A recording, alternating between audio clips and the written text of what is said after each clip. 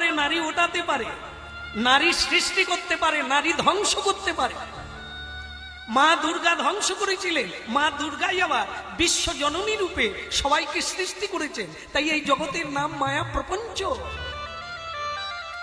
এই পৃথিবীতে পুরুষ যা পারে না তা নারী পারে, কিন্তু নারী যদি না জানে সে তো নারীতে জড়িয়ে যাবে।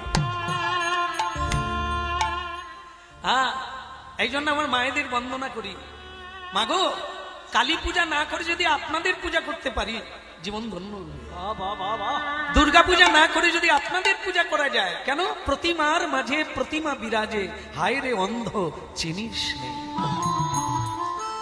খড়ের প্রতিমা পুজিস রে তোরা, মাকে তো তোরা পুজিস। প্রতিমার মাঝে প্রতিমা বিরাজে, প্রতিমার মাঝে এই প্রতিমা বিরাজে, হায় রে অন্ধ চিনিস নে, মাকে তো তোরা বুঝিস নে। এই হলো আমাদের দশা। অন্ধ, মাকে চিনতে পারি না। সে সত্তা কোথায়? প্রতিটি মায়ের মাঝে সেই মা বিরাজ করছে।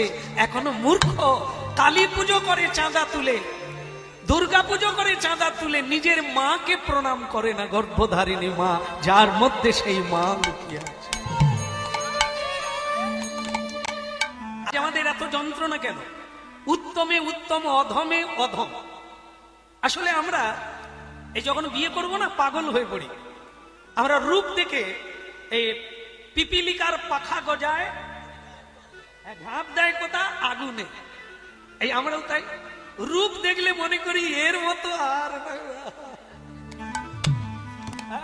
এই জন্য ভোগান্তি হয় তাদের যারা এরকম ভুলটা করে।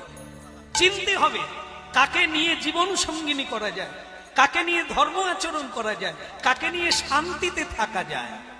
ছাগলের মতো কামে জর্জরিত হলে তোমাকে ছাগল হয়ে যেতে হবে। তাই একটু সংযত হও, একটু ধৈর্য রাখো, আর দেখো, খোঁজো তোমার পক্ষে কে উপযুক্ত। না হলে তোমাকে পুড়ে মরতে হবে যদি রূপ দেখে পড়ে যাও। রূপ চিরদিন থাকবে না। রূপের কোনো পূজা হয় না, পূজা হয় গুণের। গুণের পূজা হয়। এই জন্য গুণ যার আছে তাকে সঙ্গিনী করো, যার মধ্যে নিগুণ আছে তাকে সঙ্গিনী করো। দেখে, বিয়ে করেছি ধর্মকে সাক্ষী রেখে। সব পুরুষেরা বিয়ে করে অগ্নিকে সাক্ষী রেখে, দেবতাকে সাক্ষী রেখে। এটা ধর্ম নয়। তা আমার কাছে আমার ধর্ম